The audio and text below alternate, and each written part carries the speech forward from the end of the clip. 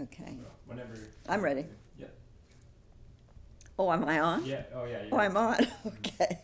Well, I've been talking with Beth while Grandpa was doing his, and it was interesting for me to hear some of the things that he told you, because when he was 9 years old, he made this commitment to be a missionary, and when I was 9 years old, I accepted the Lord. And what was the other thing that was the same? Well, we both worked in the bank. We were both bankers. So anyway, I guess that wasn't too fascinating. But Beth told me I should tell some stories.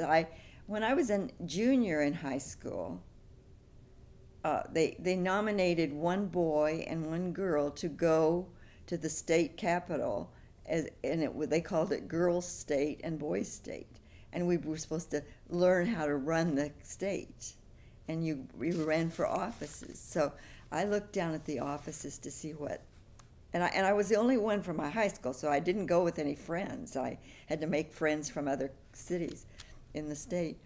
And so I looked down the things, and I decided I want to be on the Supreme Court, because there's several of them, and maybe I have a chance. And so we each had to go and give a speech, and as you can tell, I'm not a speech giver. And so I went up to the front and I said, I've got a, what did I say? Something about math. I've got a rhyme. I don't have a rhyme and I don't have a jingle, but if you want me, just vote for Ingle. And I won. I was one of the Supreme Court people. So anyway, that was Girls State. And then I thought I might just tell you that I did in high school have a few boyfriends. I noticed the boys. There was one guy I really liked. He was a blonde football player. Grandpa, I don't think you even heard this story. Burl was kind of naughty. He wasn't. But I really was fascinated with him, and he liked me. I mean, he teased me all the time anyway. And I did go out with him a couple of times. And then when I would stay in town, I had an uncle and aunt who lived in the town, and when I was in a play or something like that, I would stay at their house, and I really liked that. I was living in town. That was big stuff. And anyway, Uncle Harry found out that I liked this guy and that he wanted to take me out, and he told me I could not go out with him because he knew his family, and he was not somebody I should be going out with. And I remember talking on the phone to him in Uncle Harry's house, but I didn't let him know who I was talking to. But so anyway, that didn't last too long. I don't think he was. I mean, I don't think he was that interested in me. But anyway, he was one I liked. And generally speaking, I didn't have any serious boyfriends. I really had nobody's serious boyfriend until I met Grandpa. I did have dates with boys, but none. I didn't get very interested in them. And I do think that my own mother prayed a lot for me, and because I did have some boyfriends that I know she didn't like, and she just didn't say much, but I just know my mother was praying for me, and that was good. So I learned that so that I prayed for my daughter. All right. Well, I was gonna. The phone, how the phones worked and everything. Oh, when I was I was probably 13 when I started working at the little telephone office that covered all the telephones in our area, and my dad was the manager, so I didn't have much trouble getting the job. And so in the summertime, they would have from 1 to 6. They would have a special operator on, so because the telephone operators would be on all hours of the night and day, so they needed that rest in the afternoon. And so I would drive my grandpa's old how old? I don't even know how old it was. It was an old Chevy, huh? 1928 Ford. A 28 Chevy. Chevy. I drive that old car over to the telephone office. And you're only 13. I was only 13. I probably shouldn't have been driving. Maybe I did.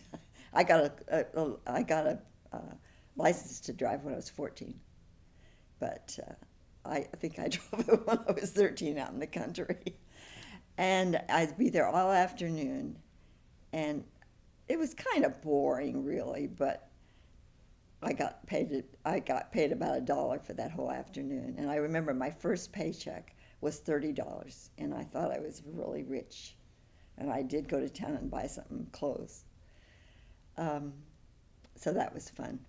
And then actually how the phones worked and like. Oh, your the neighbor and phones stuff. worked in the neighborhood. Well, see, we would be on a line, and we were in our neighborhood. Our phone number was 1702, and a 2 was a long and a short. You had to, and I had to know all those things to call the people. But anyway, when you would be on the phone, you always knew that probably some of your neighbors were listening too, and. Yeah, can you explain how like it Well- works when someone gets a call? Okay, so because on the line, our neighbors, our closest neighbors would have been on the same line as we were. So when the phone rang, a long and a short, they knew that was the Ingalls phone number, and they'd run and they'd get the phone and they'd just sit there and listen to everything we said, and you know everybody did it. I mean. Even a lot of telephone operators did it. I didn't, as a kid, I didn't find it, unless there was some young person on it and asking for a date or something, I didn't find it very interesting to listen to them from the telephone office. But you were pretty careful what you said on the phone, because the whole neighborhood was going to know that whatever you said. Okay, you like that one? That's a good one. Okay. Oh, being a basketball player or sports. Oh, okay. Well, I was in a 4-H club. 4-H was a it was a big thing because farmers' children.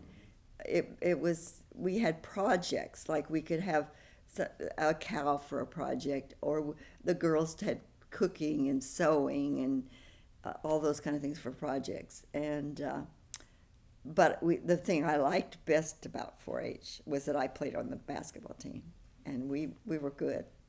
And actually, my brother Keith was one of our coaches in that. And on the farm, we had what we called the grain bin, and in that we had a basketball court. And so I used to just go out there and shoot free throws all the time. I loved going play basketball by myself, practicing basketball. So that's how I got to be a pretty good basketball player. Did you play in high school and college? No, I didn't really. I didn't in high school. We did it in junior high. But in those days, girls basketball, we couldn't go across the line. We had to, if we were a forward and made points, which is what I always played, was a forward. We never crossed the line because girls couldn't run that far. So it was really kind of a strange game. It was a very slow game, a strange game. When I see the girls racing up and down the court, it's nothing like what I had. Okay. Are you going to take out these little times out? Yeah.